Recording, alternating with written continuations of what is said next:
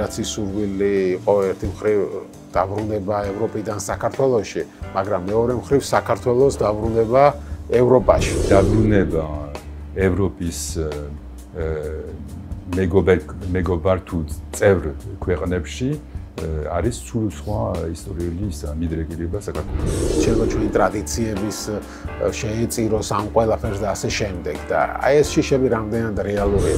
შესაძლებელია რომ იყო ტრადიციაში შეინარჩუნო რაც არის ჩვენი ძირითადი ტრადიციები, რაც მოდის ჩვენი ფესვებიდან და ერთდროულად იყო ევროპელი წევრი. ხშირად საყდურობენ თქვენს და ხალბატონ სალომე ზურაბიშვილს, რომ ის იყო ზვიადის წინააღმდეგ და აი რატო აკრიტიკებდა ხშირად ზვიადს? ერთი პერიოდი უბრალოდ იყავით ხო თქვენს დასთან ამ ზვიადის თემაზე იყო? ჩემი და იგივენაირად ფიქრობს რომ მამა ჩემი რაღაცას ვიყურებს და არ უნდა შეგესვაროს არც გზა არც საბოლოო მიზანი. სააკაშვილის ციხეში არის, ხედავთ და ბევრი თხოვს ხალბატონ სალომეს მის შეწყალებას. თქვენი პოზიცია როგორია? უნდა შეიწყალოს? სული არის რომ იყოს ერთ ქვეყანაში ყოფილი პრეზიდენტი ციხეში. რა თამაშობს თქვენი აზრით ჩვენი ხელისუფლება? რა არის იმპიჩმენტი, რას ნიშნავს? რა გზავნილი არის ეს? ივანიშვილზე რას მითხრობთ? საეჭვო პირი ალბათ არის და დღევანდელ დღეს ყველაფერი განათდა და არის ფიქრობთ რომ მაინც რუსეთის კაცია? მოგესალმებით, მე ვარ ჟურნალისტი მერაბ მეტრეველი და ეთერშია გადაცემა პოლიტქალაქი. არის აღსრულ და მიზანი. როგორც იქნა ევროკომისიამ გასცა რეკომენდაცია, რომ საქართველოს მიანიჭოს ევროკავშირის კანდიდატი ქვეყნის სტატუსი. ამ გადაწყვეტილებას დიდხანს ველოდით, დიდხანს მივდიოდით მისკენ. იყო ბევრი დაბრკოლება, ბევრი პრობლემა. ზოგი ხელოვნურად უშლიდა ამ საქმეს ხელს, ზოგი პირიქით ხელს უწყობდა. დღეს, როდესაც სტატუსი მივიღეთ, ყველა ცდილობს საკუთარ თავზე დაიბრალოს და თქვას, რომ მისი დამსახურებაა. თუმცა რაც თავარია, ყველას უხარია. უხარია მათ შორის ემიგრაციას. იმ ემიგრაციას, რომელთა წინაპრებიც საქართველოსდან ჯერ კიდევ 1921 წელს წავიდნენ. სწორედ მათი შთამომავალია ჩვენი პრეზიდენტი სალომე ზურაბიშვილიც და მისი ძმაც ოთარ ზურაბიშვილი, რომელიც საფრანგეთში საქართველოს სათვისტომოს თავმჯდომარეობს. დღევანდელი გადაცემის სტუმარი სწორედ ბატონი ოთარი იქნება. მასთან ჩვენ საქართველოს ევროპულ პერსპექტივაზე ვისაუბრებთ. მოგესალმებით.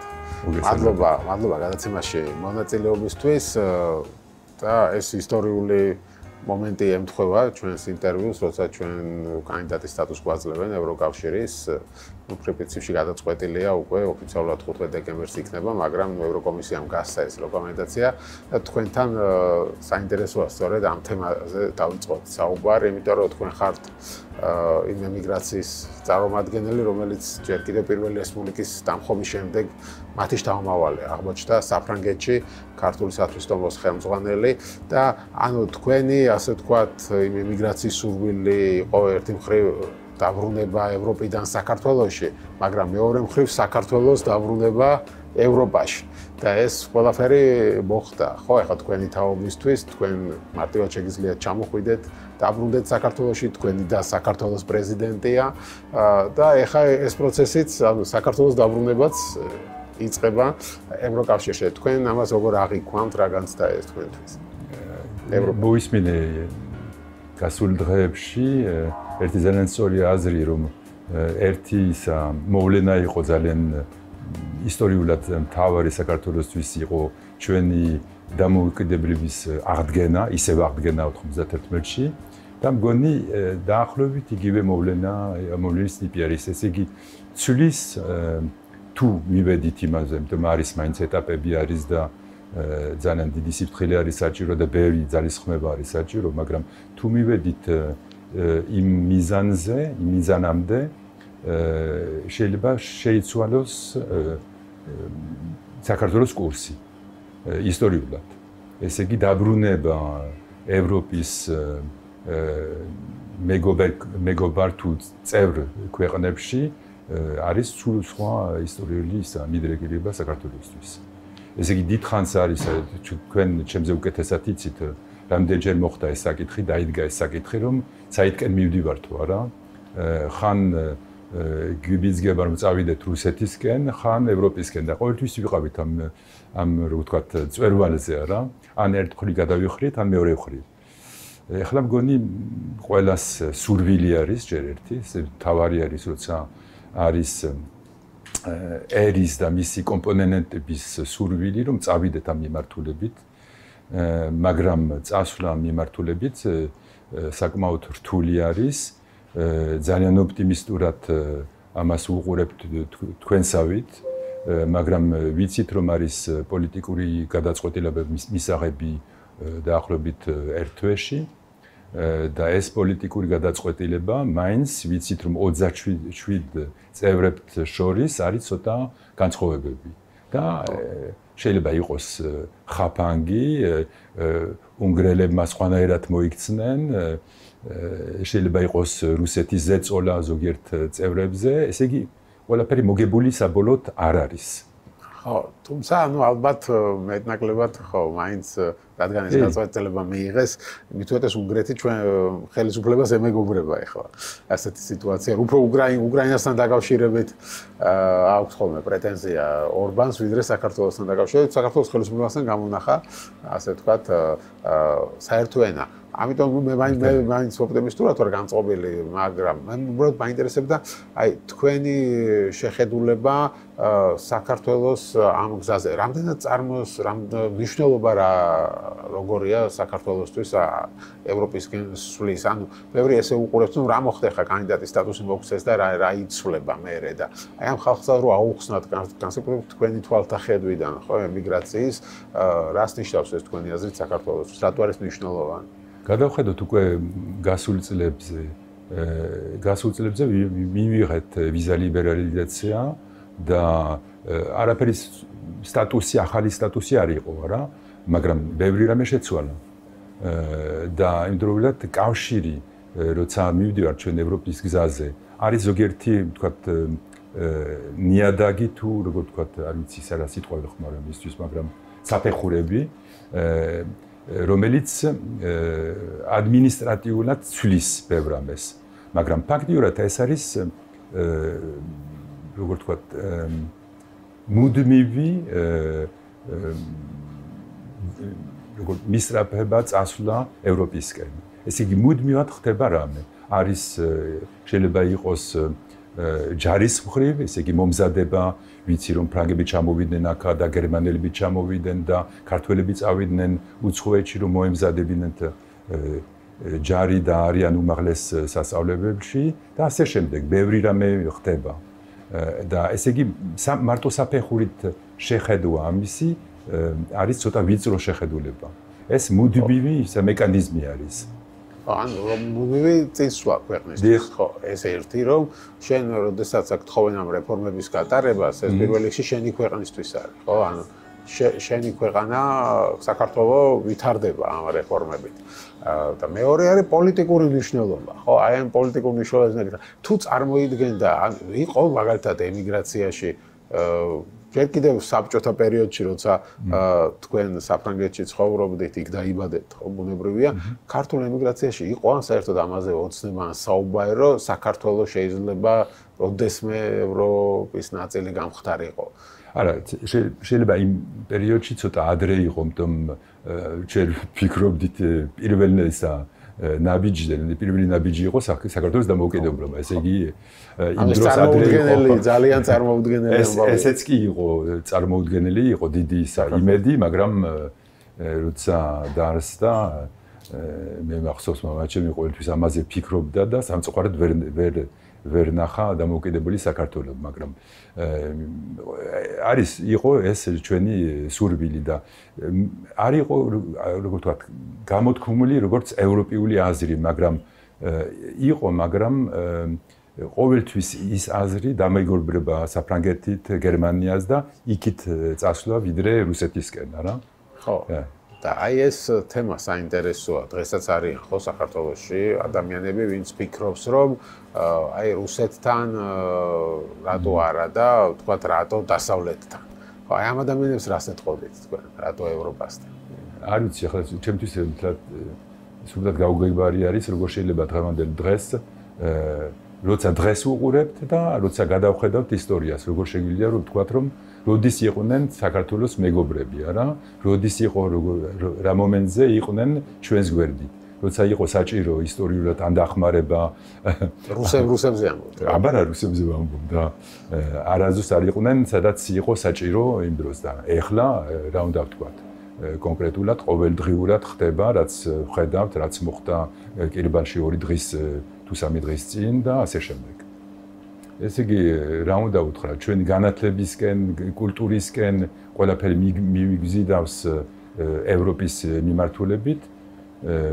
ჩვენ არ ვიცი ახლა ისინი ეკუთვნიან ჩვენ კულტურას თუ ჩვენ ვეკუთვნით ევროპულ კულტურას.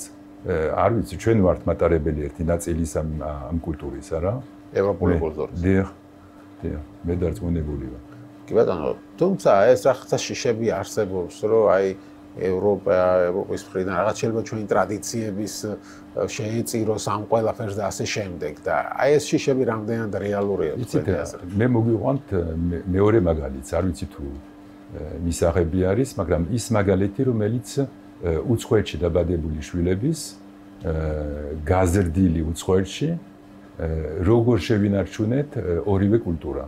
ესე იგი, როგორ შევითვისეთ ფრანგული კულტურა, რომელიც ფლობთ და ვიცით ყველაფერი რასაც წარმოადგენს და როგორ ერთდროულად შევითვისეთ ქართული კულტურა. ესე იგი, შესაძლებელია რომ იყო ტრადიციაში შეინარჩუნო რაც არის ჩვენი ძირითადი ტრადიციები, რაც მოდის ჩვენი ფესვებიდან და ერთდროულად იყო ევროპელი წევრი. ორივე არ ეწინააღმდება ერთმეორეს. ანუ არავინ ჩვენს ტრადიციას არ გვართ, ტრადიციებს არ გვართ. რაღაცას თავზე არ გვახვალ. არავინ პირიქით, როცა გვაქვს მოლაპარაკებები, დისკუსიები მეგობრებთან, ფრანგ მეგობრებთან და როცა ვეუბნებით რომ თქვენ რას გვეუბნებით, რას გვასწავლით, არა? თქვენ 45-ში პირველჯერ თქვენ ცხოვრებაში ქალებმა მიიღეს მონაწილეობა არჩევნებში. უკაცრავად, მაგრამ ჩვენ 18 წელში უკვე ქალები მონაწილეობას იღებენ. ესე იგი, ჩვენთან იყო ეს დემოკრატიული კულტურა და თავისუფლების კულტურა უკვე არსებობდა. ესე იგი, მე არაფერი არ მაქვს სასწავლი თქვენგან. პირიქით, შეიძლება თქვენს გაქვს რამე სასწავლი თქვენგან. ბატონო, საინტერესო რეაქცია აქვთ ამაზე. არ გაკვირებული, იმიტომ დარწმუნებული არიან, რომ ისინი არიან პირველები, რომელმაც დააარსეს დემოკრატია და არიან მაგალითი ამისი.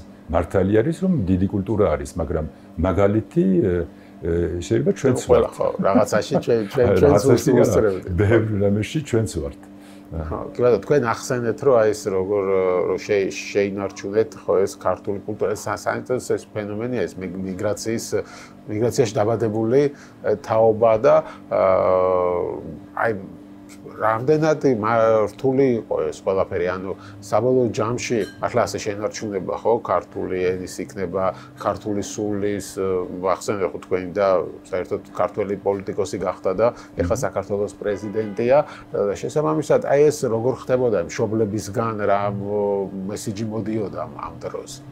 ჯერეთი ძალიან ადვილი იყო, იმიტომ განსხვავებით დღევანდელ ემიგრაციას შედარებით ის იყო განზრახ ემიგრანტების გადაწყვეტილებით წავიდნენ. მე ასე მახსოვს მამაჩემი კონდათ ის როგორ ვთქვათ მოვალეობა შესასრულებელი, რომელიც იყო პოლიტიკური მოვალეობა. ესე იგი, როცა ამაში ხარ გაზრდილი, გამოდის რომ ვერ გაიქცევი ამას, ვერ გაიქცევი ვერანაირად. ესე იგი, იცი რომ შენი ყოფნა იქა ის არის რომ რამენაირად ჩაერთო პოლიტიკური მოძრაობაში, პოლიტიკური იმგაგებით, ესე იგი, როცა ვამბობთ აქ პოლიტიკური, გამოდის პარტიული ომები, მაგრამ ეს არ არის. პოლიტიკური არის ქართული საქმის გაკეთება. იქედან. და იმ დროს ნიშნავდა ერთ რამეს, დამოუკიდებლობის მოძებნა, არ ქონდათ არც იარაღი, არც არაფერი, მაგრამ იყო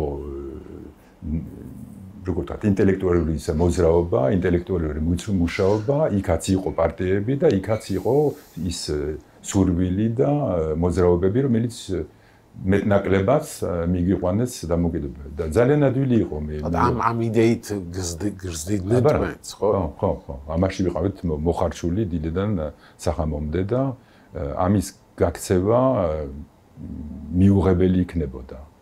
ესე იგი, ფესვებში არის და მე მინახავს მამაჩემი დილიდან საღამომდე ამ საკითხებზე მუშაობა და როგორც ვანერად რა გზას ავიღებდით არა და სალომე არის დასრულება ამისი, ესე იგი დაბრუნება. მეორე დასრულება არის და დაბრუნება ის არის რომ ჩემი უფროსი შვილი აქ მოვიდა, აქ შეერთო ქართველი და ჩემი შვილიშვილი აქ ცხოვრობს.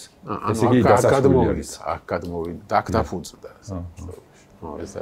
ესე იგი დასასრული არის ფაქტურად იმისი რომ გადავნილი ვიყავით და დაუბრუნდით საბოლოოდ.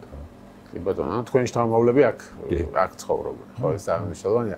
რა ხდებოდა, როცა დამოუკიდებლობა მოვიპოვეთ ემიგრაციაში? აი როგორ შეხვდით ამ ჯერ ერთი სიურპრიზი იყო, მაგრამ იყო დიდი მოლოდინი იყო და ჩვენთვის დიდი ხანია ესე იგი როცა დაწყებული იყო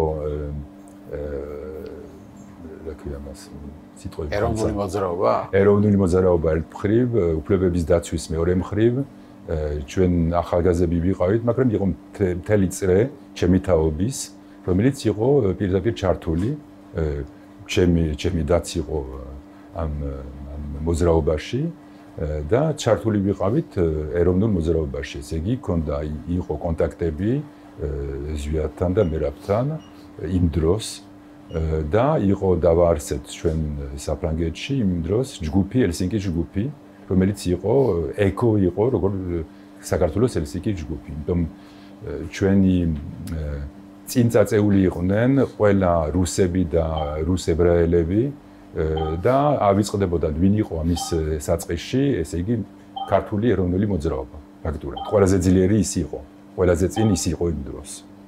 და ასე იყო ეს კონკრეტულად ასე შევედით ქართულ საქმეებში და ქართულ ესე იგი დამოუკიდებლობა ჩვენთვის იყო მიღწევა იყო ნამდვილად, მაგრამ იყო ისა როგორ თქვა ხედავდით როგორ მოქმედებდა ზვიადიც და მერაბიც, ხედავდით როგორ ქართული საზოგადოება იცვლებოდა იმ დროს და ძალიან ამაყად ვნახეთ რომ მთლიანად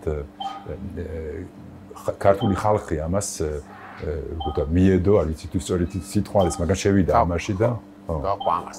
ხო, თუმცა აქ ხშირად საყვედურობენ თქვენს დას ქალბატონ სალომე ზურაბიშვილს, რომ ის იყო ზვიადის წინააღმდეგ და აი რატო აკრიტიკებდა ხშირად ზვიადს და რატო? ხო, ესე იგი შეიძლება სხვა შეხედულება ერთ დროს სხვა შეხედულებები იყო, არ ვიცი, ცოტა ერთი ნაწილი დაიბნა იმ ბოლო ხანებში, ესე იგი როგორც კი ზვიადი მოვიდა ხელისუფლებაში და გამოვიდა ჯერ ეთმოდა იცოდეთ რომ ძალიან მაგრა მოქმედებდა საბჭოთა კავშირი იმ დროს. და ისეთი იყო მაგარი დეზინფორმაცია, პროპაგანდებს ავსებდა საზღვარგარეთ ზვიადის შესახებ, ხო? რუსი ფაშისტი და ასე შემდეგ, ხო? და ძალიან მაგრა და ძალიან ფეხი მოიკიდა ქართველების შორის და ძალიან ადვილად. ესე იგი ისეთი ძლიერი აპარატი იყო რომ იმ დროს, აი შეიძლება დღესაც კი არის რა. ხო, კარგად მუშაობს დღესაც რუსული დეზინფორმაცია კი ბატონო, გეთანხმებით. თქვენ ქონდათ განსხვავებული მოსაზრება, ხო, მაშინაც? არა, ერთად დავიწყეთ ესა, მე ცოტა სხვანაირად უყურებდა სალომე ამ საკითხებს და მე ისევ დაუბრუნდა, მაგრამ ხო ცოტა რთული იყო, ძნელი იყო შორიდან მაინც ყველაფერი სხვანაირად ჩანს. მაგრამ ყველა ვიყავით დარწმუნებული რომ იყო ესა ჩვენი მოსავალი და მე ახლა არ შევარდაღლა. ეხლა მაგალითად გუშინ გამოდიოდა პარიზის კონფერენციაზე, მანამდე აქ საქართველოში, როდესაც ზეიმი მოაწყო ამ კანდიდატის დასვენთან დაკავშირებით და ამდენჯერმე ახსენა მანაც ზვიადი, მერაბი და ის გზა. ხო, როგორც ჩანს ეხლა სხვანაირად აფასებს, ხო, ამ გადმოსახედიდან ზვიადის როლს. აუცილებლად და მგონი ბევრი ცვლილება არის, იმიტომ ბევრი ხალხი სხვანაირად აფასებს ეხლა დღევანდელ დღეს. ესე იგი დრო ყოველთვის საჭირო არის რომ გამოჩნდეს ვინ არის ისტორიული ფიგურები არ ვიცი ახლა დაწყებულ ილია ჭავჭავაძეთან იქ იმ დროსაც იყო ბევრი კრიტიკები იყო და არა მარტო კრიტიკებია რა. მოკლედ საერთოდ კი ბატონო. ეთანხმებით. და თქვენ ამ ერთი პერიოდი უბრალოდ იყავით ხო თქვენს დასთან ამ ზვიადის თემაზე იყო ეს არა შეიძლება იყო არის განსხვავებები არის ახლა რაც მთავარი არის ახლა განსხვავებებზე ლაპარაკი დღევანდელ დღეს გონი საჭირო არ არის იმიტომ შეიძლება იყოს ნახმარია სხვა მიზეზისთვის რაც მთავარი არის და რაც მიტყოდი ვიცი და როცა ერთად არიან დადაძმები გაზრდილი იმ გარემოში რომელიც იყო ჩვენი არ შეიძლება რომ იყოს ორი განსხვავებული აზრი ესე იგი შეიძლება გზები იყოს სხვადასხვა მაგრამ მიზნები ორივე ერთ და იგივე არის მიზნები. ესე იგი ორივე ვიცით რომ ვინ გვიყურებს, ვინ აფასებს ან კრიტიკულად გვიყურებს, ყოველთვის ამაზე ვფიქრობ და ვიცი რომ ჩემი და იგივენაირად ვფიქრობს რომ მამაჩემი რაღაცას გვიყურებს და არ უნდა შეგვესვალოს არც გზა არც საბოლოო მიზანი. გასაგები ამდენად, ხო? ნუ უბრალოდ მე სააკაშვილთან დაკავშირებითაც ეგრე იყო, ხო? განსხვავებული აზრი ჰქონდათ. თქვენ უფრო სააკაშვილის ოხრე იყავით, ქალბატონის ოპოზიციაში წავიდა, ხო? თვითონ ხედავდა ალბათ ცოტა ჩემზე განსხვავებით ჩემზე ადრე რა ხდებოდა თვით მთავრობაში და ალბათ ადრე იგრძნო ზოგიერთი როგორ ვთქვათ, მიმართულები, რომელიც იყო არასწორი. მე ცოტა მოგვიანებით ან სააკაშვილის ხელისუფლებას გულისხმობ. კი. დღეს რას ფიქრობთ იმ ხელისუფლებაზე თქვენ? დარწმუნებული ვარ, რომ დიდი როლი ჰქონდა, როცა ხელისუფლებაში მოვიდა. მთლიანად გადააკირავა მთლიანად საქართველოს მთავრობა და ქცევები.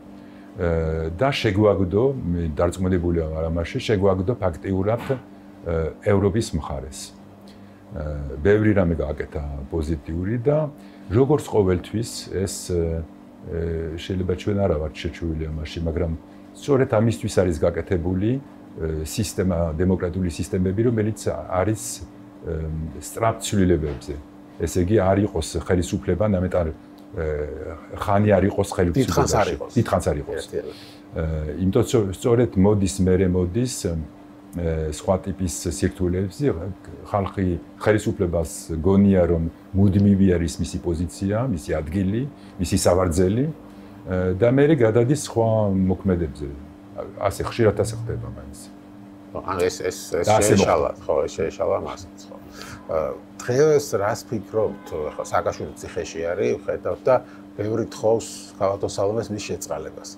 თქვენი პოზიცია როგორია? უნდა შეიწყალოს სააკაშვილი? არ ვიცი, ახლა საკმაოდ რთული არის იურიდიული საკითხები და არ ვიცი ახლა რას ნიშნავს სწორედ მისი შეწყალებას იურიდიულად, მაგრამ მე ვფიქრობ, რომ საჭირო არის ნამდვილად გამოკეთდა, იმიტომ ეს ვიცი, მაგრამ საჭირო არის რომ საბოლოოდ გამოკეთდეს და ფიქრობ რომ არის ცოტა არასწორი კი არა, რთული არის რომ იყოს ერთ ქვეყანაში ყოფილი პრეზიდენტი ციხეში. ცოტა ძნელი არის. არ ვიცი რომ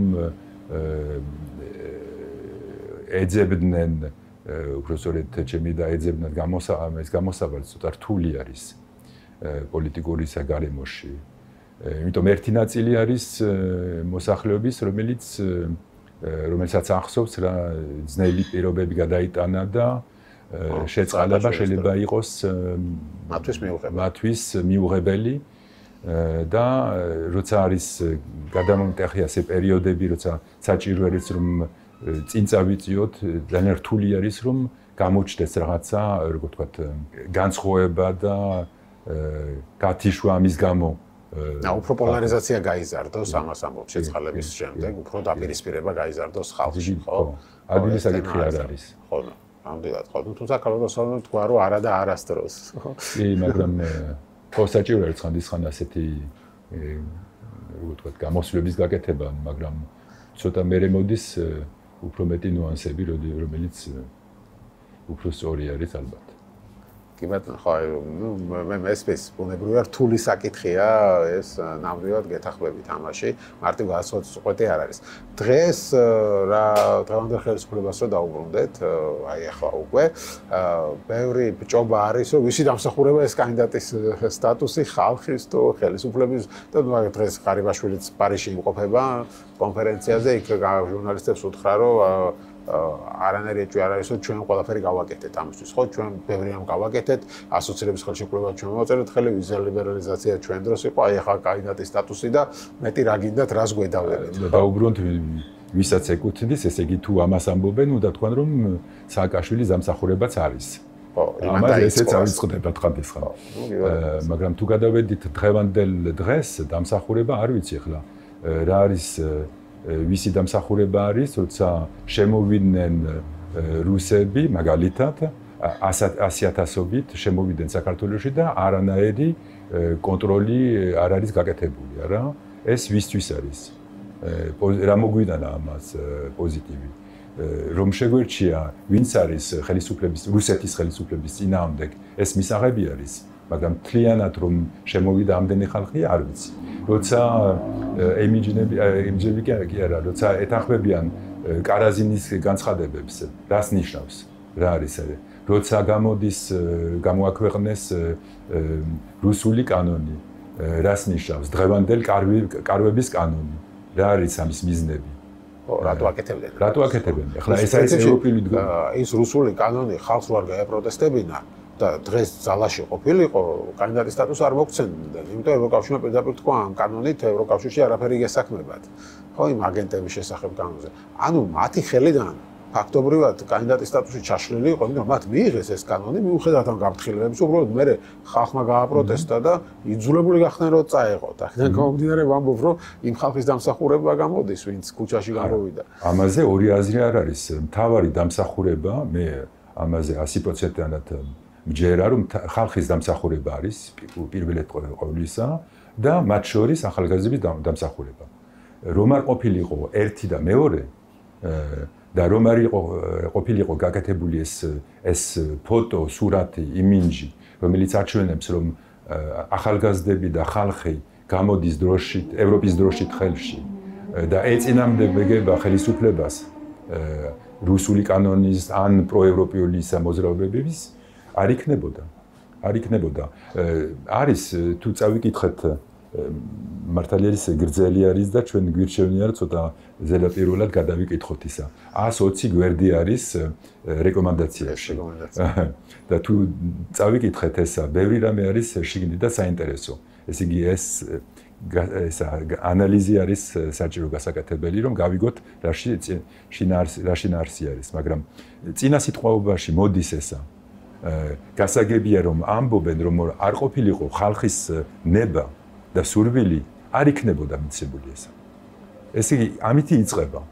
ესე იგი გასაგებია რომ მე უფრო რბილად უყურებენ რეკომენდაციებს, შესრულებული არის თუ არ არის შესრულებული. ფაქტიურად იმდენი მოყვანილი დეტალები არის უკან, რომ ნაღდი არის რომ შეიძლება სამი არის შესრულებული, მაგრამ დანარჩენი ზოგიერთი რამე გამძლიერეს პირიქით თხოვენ მეც და ეს არის მომზადება მომავალ არჩევნებისთვის ნამდვილად. და ყველაფერი კანონები მიდის პრაქტიკულად არჩევნებისკენ. რო არჩევნები ჩატარდეს სამართლიანად, ხო ამაზე. ხო. იურიდიული საკითხები, რაც არის ადმინისტრატიული საკითხები და ასე შემდეგ. ხო, კი ბატონო, ეს რეკომენდაციები ხო მნიშვნელოვანია და შესასრულებელია, მაგრამ თქვენ წეგანა საუბრობთ რომ რაღაც უცნაურ თამაშს თამაშობს ხელისუფლება და რას გულისხმობთ, რა თამაშს თამაშობს თქვენი აზრით ჩვენი ხელისუფლება, ხო? თამაშობს იმას რომ დღეს პარიზში არის და ამბობს რომ აი ჩვენ ყველაზე პროევროპელები ვართ. ხო, მაგრამ ახლა ვერ გაურბენს ფაქტებს, არა? ფაქტები რჩება და ახლა შეიძლება ღიმილით შეხვდნენ ევროპელებს და ხელი ჩამოართვან, მაგრამ ეს მთლიანად არ წარმოადგენს მათ პოლიტიკას. პოლიტიკა არის ფაქტები. რა არის რა ნაბიჯები გადადგეს, რა იყო პოზიტიური ნაბიჯები ევროპისკენ, როცა იყო მთავარი საკითხები გადაწყვეტილება და წინა პერიოდში რა არის იმპიჩმენტი, რას ნიშნავს, რა არის ისა რომ გამოდის საკონსტიტუციო სასამართლო და არის საბჭოური ტიპები რომ გამოდიან და საბჭოურისა ნიღბებით და საბჭოურისა სიტყვებით რას ნიშნავს რა გზავნილი არის ესა? ხო, თუ ეთეს როცა იმპიჩმენტს იწყებ იმის გამო, რომ ევროპაში ჩავიდა, ევროპელ ლიდერებს შეხვდა პრეზიდენტი, ხო? რა გზავნილს უგზავნი ევროპას ამით. უაზროდ ხომ არ არის გამახვილებული რეკომენდაციებში, რომ საჭირო არის, რომ საქართველოს მიმოქმედდეს ამაზე ძალიან მკაცრი ისა რეკომენდაცია არის, რომ უზენაესის საბჭო უნდა გაკეთდეს, როგორც არის ვენეციის რეკომენდაცია. ხო, სასამართლოს იუსტიციის საბჭო, ხო, სკოლის ხო, სასამართლო ხელისუფლების რეფორმა ეს მნიშვნელოვანია. იმპიჩმენტი ახსენეთ და თქვენი აზრით რა მიზანი ამოძრავებდა ხელისუფლებას? როცა დაწონებული ვარ იმპიჩმენტის პროცედურა წარმოიწყეს. მე ფიქრობ, რომ შეიძლება მცდევია მასში დაწონებული არა ვარ, მაგრამ რომ როცა ხელისუფლებაში ხარ და როცა გამოდიხარ ყველა საკითხებზე ძალიან თამამად, დარწმუნებული ხარ, რომ ყველა ძალა გაქვს ხელში, დარწმუნებული ხარ იგივენაირად, რომ პარლამენტის ძალა ხელში გაქვს. ეს იგი რამენაირად მოახერხებ, რომ შეგიძლია გადაატრიალო და იხმარო ყველა შენი შესაძლებლობა და ზეწოლები, რომ გადააბირო, ვინც არის საჭირო. ანუ რეალურად გადაყენება უნდათ თქვენ. რეალურად გადაყენება უნდათ. მე დარწმუნებული ვარ ამაში. და მე ვნახე ამაში ორი რამე ძალიან პოზიტიური. ჯერ ერთი რომ საკონსტიტუციო სასამართლო მთლიანად არ დათანხმდა ამაზე. ეს უკვე კარგი ნიშანი არის. მე განსხვავებული აზრი იყო. და მეორე რომ რა იყო ოპოზიციის რეაქცია. ამაზეც იყო სხვადასხვა აზრები, რომ შეიძლება ერთად არ გააკეთონ და ეს ერთს ამბობენ და მეროს გააკეთებენო. და გამოვიდა რომ მთლიანად იყო ერთობლივი ფრონტი, ასე შეიძლება ვთქვათ, ამ საკითხზე და იმედია რომ იგივენაირად იქნება მომავალში სააკაშვილზე ვისაუბრეთ და მის როლზე და თქვით რომ ბევრი კარგი გააკეთა, მერე ბევრი შეცდომებიც დაუშვა. ივანიშვილზე რას ვეკრებთ? არის ისა არ ვიცი ახლა დასაწყისში ცოტა რთული არის, როცა გამოჩნდა როგორც მეცემი, ესე იგი წინასწარ იყო დაგეგმილი იყო ეს ყველაფერი. როცა აქედან ვუყურებთ, პასუხი არის კი, ალბათ ყველაფერი იყო წინასწარ დაგეგმილი. იმიტომ პირველი ფიქრები იყო თვითონ მუშაობდა რუსებთან უკვე იმ დროს, არა? და უკვე იმ დროს ძალიან რთული იყო მუშაობა რუსეთთან, თუ არა ხარ მათი ამ დონეზე, თუ არა ხარ მათი კაცი, არა? ყოველთვის არის საეჭვო პირი ალბათ არის და დღევანდელ დღეს ყველაფერი განათდა და არის ამიტომ რომ მაინც რუსეთის კაცია? თუ რუსეთის კაცი არ არის, რატო აკეთებს რუსეთის საქმეს, არა? მე ძალიან ფაქტები არის. რატო არ ამბობს რამ სიტყვას ამის წინააღმდეგ, არა? თუ ასე გავლენიანი არის, რატო არ შეაჩერა ის, რო ვთქვათ, მიმართულებები, რომელიც მიგიყვანს რუსეთისკენ. ხო, ეს რა, ასე ვთქვათ, ფეხს როცა უდებდნენ კანდიდატის სტატუსს, მაგრამ ამაზე შეიძლება კი პასუხონ, რომ რანაირად თავართ რუსეთის ხელისუფლება, როცა აგერ აი კანდიდატის სტატუსს მივიღეთ და ევროპისკენ წინ მივდივართ ასე. არა, პასუხი ამაზე პასუხი არის, რომ ხალხმა წაიყვანა საქართველოს ამ მიმართულებით და თავრობამ კი არა. ანუ თქვენ ფიქრობთ, რომ ეს მაინც პრორუსული ხელისუფლებაა დღეს? კი. თუ არის ხელისუფლება, რომელიც უბრალოდ ლავირებს შეიძლება ვთქვათ რუსეთსა და დასავლეთს შორის. ანუ რაღაც დაბალანსების პოლიტიკას ეწევა, არ გაღიზიანების როგორც თვითონ ამბობენ, რომ ომი არ იყოს და ასე შემდეგ. არა, ყველა კარგად იცის დღევანდელ დღეს, რომ ახლა რა არის ჩვენი პოზიცია უკრაინის მიმართ, რა? როგორ შეიძლება დღევანდელ დღეს, რომ ასეთი რბილი პოზიცია დავიკავოთ? დაბალანსებული რას ნიშნავს? რა არის მოსაგები? როდის მოვიგეთ, როცა ქონდა დაბალანსებული პოლიტიკა რუსეთის მიმართ? რა მოვიგეთ? ფაქტობრივად ხა ხელისუფლება მოსვლის მოვიგეთ, რომ ერთ-ერთი ხელისუფლება ვართ, რომლის დროსაც ომი არ ქონია რუსეთთან. შევარნაძის ომი ქონდა, გამსახურდიას დროს ომი იყო, სააკაშვილის დროს ომი იყო და აი ჩვენ მოვახერხეთ და მშვიდობა შევინარჩუნეთ. ომი არ არის, კაცი რა არის მოკლული ოკუპირებული ტერიტორიების გვერდით, თუ შიგნით არა, არის მოტაცებული ყოველდღიურად, არის გადაადგილება ეგრეთ წოდებული საზღვრის, რას ვფიქრობთ, ეს არ არის ომი, ამას თუ დავამატეთ, რომ მიდის როგორ ვთქვათ, ჰიბრიდული ომი, ესე იგი შინაგანი ომი ხომ არის არა, ინფორმაციული ომიც ხომ არის. რას ფიქრობთ, რა არის, რას ნიშნავს ის ფაქტი, რომ გაუშვეს, ადვილად შემოუშვეს საქართველოში 100,000 კაცზე მეტი არა? მათ შორის ვინ იყო? ვინ არის ეს ადამიანები? რა კონტროლი გვაქვს ამაზე? რუსების შემოსვლას გულისხმობს. მესმის, მაგრამ ისე გულისხმობენ ეს ფართო მასშტაბიანი ომი არა გვაქვს, როგორც უკრაინაშია და ასე შემდეგ. ეს არის ჩვენი დამსახურება ამბობენ. კარგი, არ გვექნება ომი თუ ჩუმად ვიქნებით და დავეთანხმეთ ყველაფერს, არ გვექნება ომი. მართალია? თუ შევედით, როცა საჭირო, იგივე არის, იგივე დროს ზვიადის პერიოდში შეიძლება გვეთქვა სწორედ იგივე, როცა გამოვიდა საბჭოური სისტემიდან. იყო ამაზე თადბირი არა? იყო ზეწოლა, მე ვიცი და მომისმენია, რომ იყო პირდაპირ რუსული ზეწოლა, რომ თუ გამოდით კავშირიდან, ჩვენ გავხსნით ომს თქვენთან. რა იყო გადაწყვეტილება? რა უნდა ერჩიოს ზვიადს ამ დროს? რა იყო გადაწყვეტილება? იგივე არის, იგივე პრობლემატიკა არის. რომ თუ როგორ ვთქვათ, დავსუსტით იმაზე და თუ თანახმავართ, რომ ყველაფერზე მივიდეთ, ხო, მართალია, არაფერი არ იქნება და ფიქრობთ, რომ ვიღაცა რამეს დაგვიბრუნებს? შეესდგა ისევე ისა ფრენები. რამე შეცვალა? ვისი ინტერესი არის? როცა შემოვიდა რუსები აქ, ვისი ეკონომიკური ინტერესი არის? ჩვენი არის, ქართული ხალხის?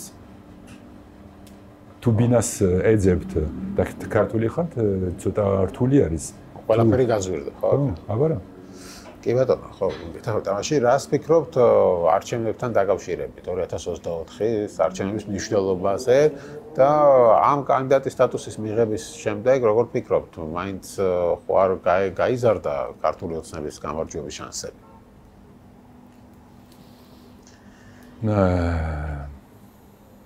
არ ვიცი ახლა თუ ქართული ხალხს აქვს მეხსიერება ან თუ ყველაფერს ადვილად ივიწყებს. ვერ ვიტყვით დღევანდელ დღეს თუ გავიგეთ რა შანსები, ვის ექნება შანსები, მაგრამ რაც მთავარი არის, იმეჯერა ეს არის ერთ-ერთი მთავარი საკითხი, რომელიც არის პოლიტიკის და ფულის ერთად ჩართვა, არა? დიდი ფული, ხო, რომელიც? ხო. იმიტომ არის როგორ თანასწორობა ძალიან ძნელი არის, რომ შევინარჩუნოთ თანასწორობა, იმიტომ ფაქტიურად მოდის ერთი ნაწილი არის, რომელიც აქვს ყველა შესაძლებლობა, ყველა ფინანსიური შესაძლებლობები და მეორე არის, როგორც ვნახეთ, პატარა პარტიები. ძირითადად აქვს ხელისუფლება. ხო და ეს არათანაბარ პირობებს ქმნის, ასე იგი. ქაუდონ სალომე ინტერვიუში ფრანს 24-დან მე მგონი ახსენა, რომ აი კოალიციური მთავრობა ეს იქნება კარგი და ასე შემდეგ. ამის შანსებს რამდენად ხედავთ? ეს ერთი და რომ პირველად მართლა რეალური კოალიციური მთავრობა გქონდეს ჩვენ და იქნებოდა ეს თუ არა მართლაც ესე თქვი. მე ვფიქრობ პირველი ნაბიჯი ალბათ პირველი ნაბიჯი იქნება ნახოთ როგორ მოიაზრებენ ევროპის გზას, ესე იგი როგორ თანამშრომლობას გააკეთებენ ამ საკითხებზე. ნახოთ თუ დაიწყო ესა გზავნილები ერთის მეორეს წინააღმდეგ ძალიან რთული იქნება. მაგრამ თუ ყველა პარტიები ფიქრობენ რომ საჭირო არის რომ ამ გზით წავიდეთ და თუ თანახმარიან რომ ერთად ითანაშრომლონ შეიძლება სხვანაირად შევხედოთ მომავალი. უნდა ვიცოდეთ რომ მაინც გზავნილი ქართული მოსახლეობის ძალიან მაგარი არის ამ მხრივ, არა? გეზე ევროპისკენ.